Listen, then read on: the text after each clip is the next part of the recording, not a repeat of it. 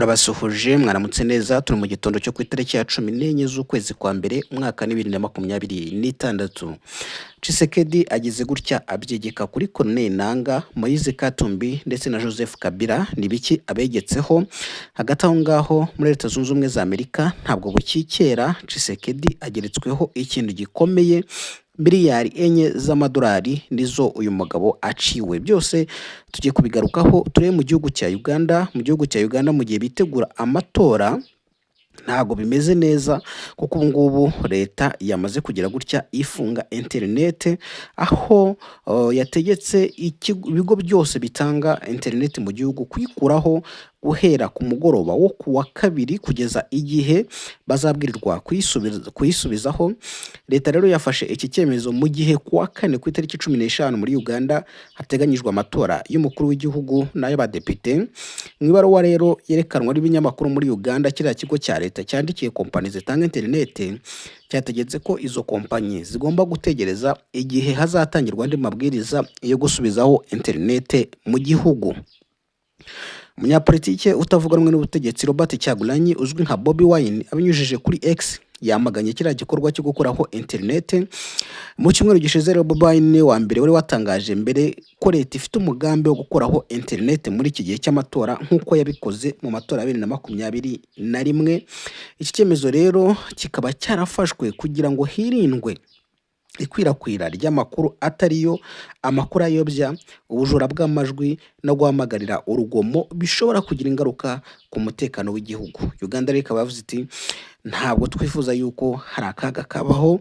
Abatavuga rumwe n'ubutegetsi bavuga ko gukora internet muri iki gihe ubutegetsi bubikora bugamije gukorera mu mwijima, aho nta makuru yigenga y'ibirimo kuba abagera kuri rubanda uretse ayagenzuwe na leta aca mu bitangazamakuru byayo.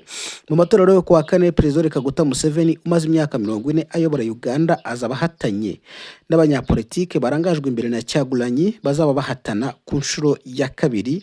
Uyu Bobi Wine akaba ari we wari wegukanye amajwi ya kabiri mu matora aheruka 2021.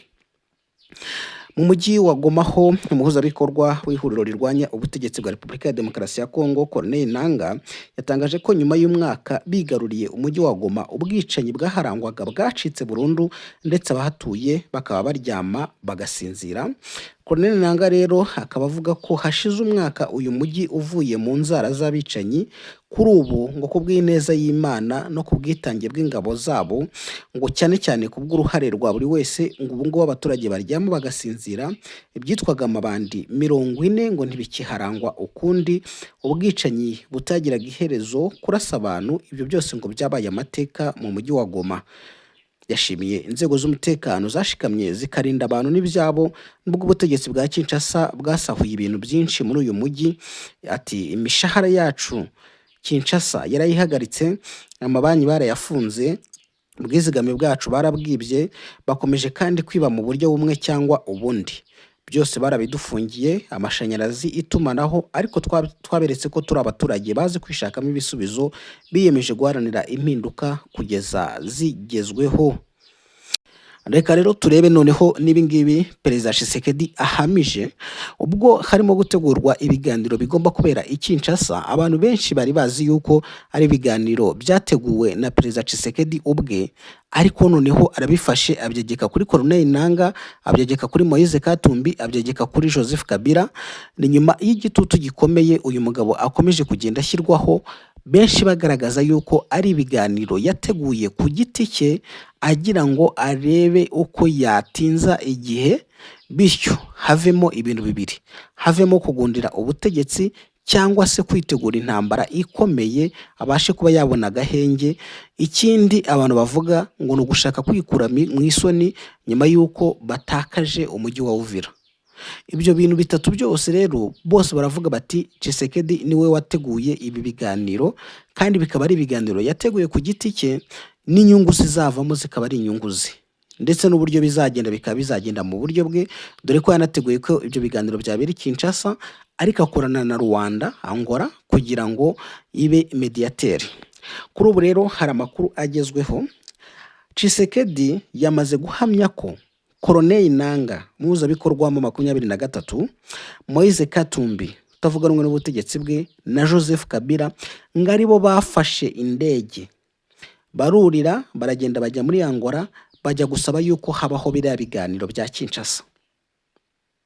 Ibi ngibi gusa umwe mu banyapolitike batavuga rumwe n'ubutegetsi yatangaje ko atari byo, atari ko byagenze.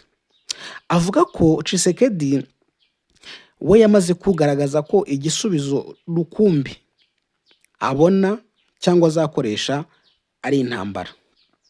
Ni mu gihe abaturage bo mu burasirazuba bakomeje kuhatikirira ndetse no kubabara cyane buri munsi, bapfa buri munsi kubera intambara uyu mugabo agenda ateza. Hanyuma umunyapolitike akamagana igitekerezo cy'ibiganiro akavuga yuko ari inzira mbi kandi itaboneye. Tshisekedi umwe muri perezidansi ya Kongo yongeye guhamya yuko igitekerezo cy'ibiganiro atari umushinga wa Tshisekedi. Avuga ko atari umushinga wa Tshisekedi ahubwo ngo ari umushinga ngo uhuriweho, ariko noneho ngo wanasabwe n'abandi bantu benshi. Kugeza uyu munsi hari consultation ziri gukorwa hariya mu gihugu cya Kongo bareba niba abanyapolitike barabashije kumva neza umushinga w'ibi biganiro. Ndetse amakuru y'ibanga avuga ko Perezida Kabila ugeze kuyobora Kongo yagiye muri Angola nawe rwihishwa akaba yaraganijwe kuri ibi biganiro. Gusa ibya Moise Katumbi kuba yaragiyeyo ntabwo bigaragara. Kabila ngo rero ikintu yasobanuye ngo yavuze yuko ibi biganiro ngo ni umushinga wa Tshisekedi ugamije inyungu ze, bityo ngo ntabwo bawubonamo nk'umushinga wagirira akamaro abanyekongo. Niyo makuru agezweho.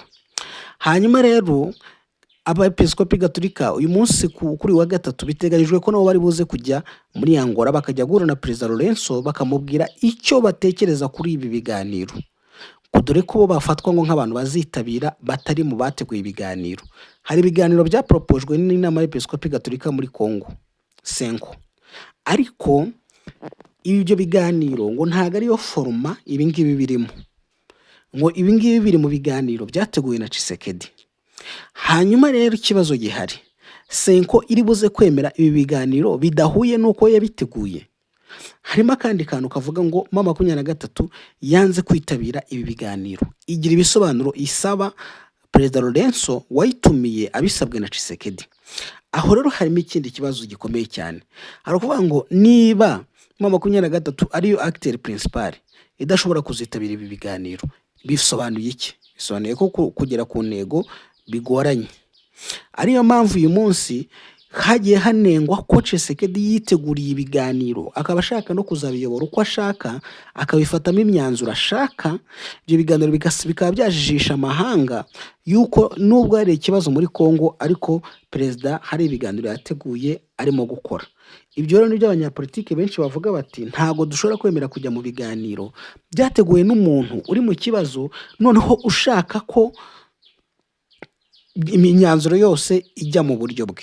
Haba M23 yagaragaje ko hateguye Nairobi, abonye nta kintu ari buyikuremo arayisesa ajya Rwanda. Rwanda abonye nta kintu ari buyikuremo arayisesa ajya Doha. None Doha nayo abonye nta kintu azayikuramo arayisheshe azanye ibiganiro bya Kinshasa yateguye ku ruhande rwe. Kongo ikavuga ko ibiganiro bidazasimbura ibya Rwanda nako ibya Doha, ariko ku bandi bakuba birebera hafi bakabona yuko ari uburyo bwo kujijisha kugira ngo Qatar ibe yacika intege.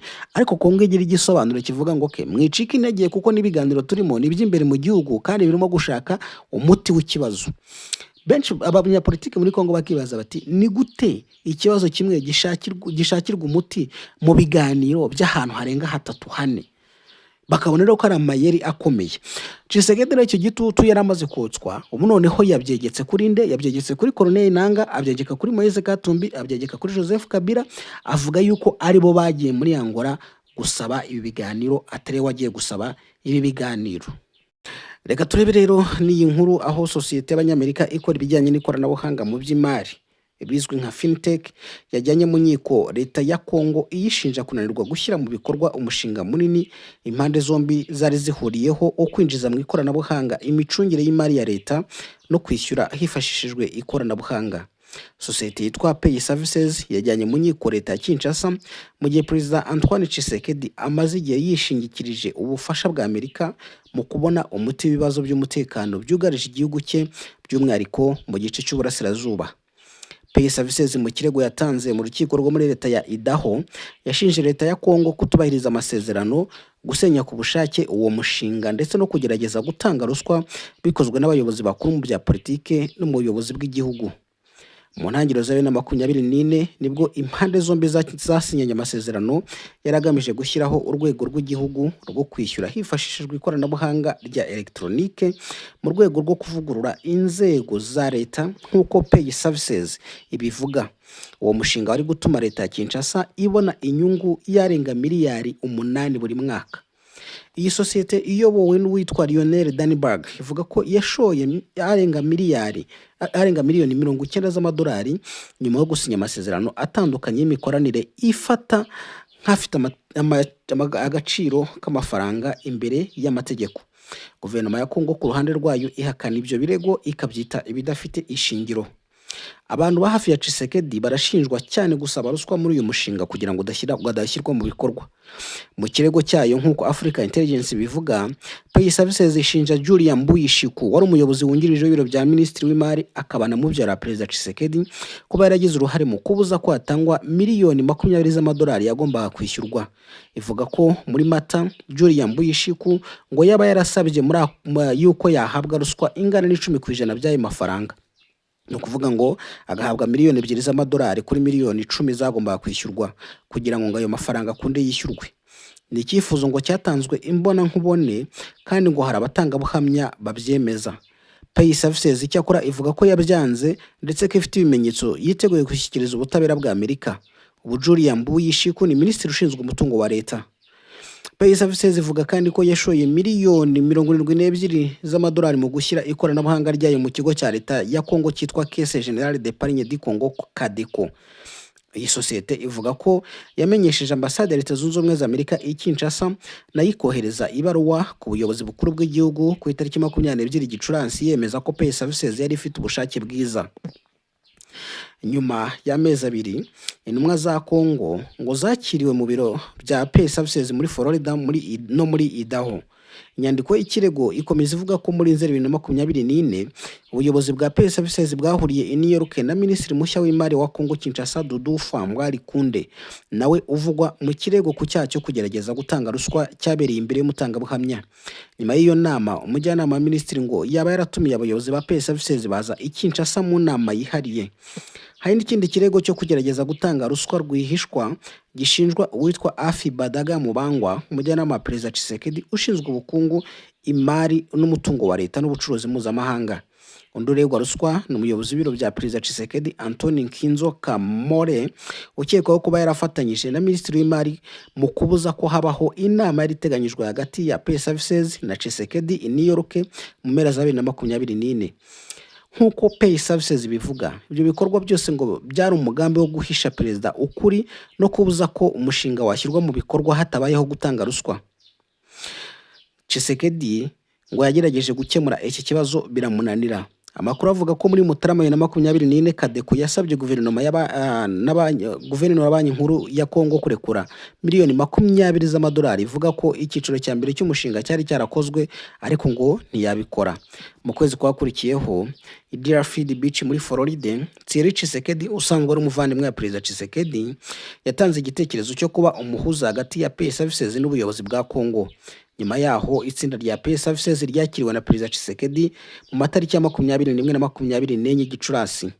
Tshisekedi ngo yahaye umuyobozi wungirije w'ibiro bye ushinzwe ubukungu Andre Wameso nyuma wagizwe guverineri wa banki nkuru inshingano zo gukemura iki kibazo mu gihe cy'iminsi 15 ariko ngo nta kintu cyakozwe. Pay Services ubu ishinja Andre Wameso kwirengagiza ku bushake ubutumwa bwa perezida no gusenya umushinga. Umujyanama wa Andre Wameso avuga ko we yakoze gusa raporo yoherejwe perezida igaragaza ibitagenda neza mu masezerano by'umwihariko ubushobozi buke bwa Pay Services mu by'imari. Pay Services ishinja kandi umuyobozi mukuru wa sosiyete ya Kongo ishinzwe iposita Sandra Chibonge Mbiye kugerageza kwica amasezerano kugira ngo isoko rihabwe indi sosiyete mu nyungu za ruswa ya miliyoni 5.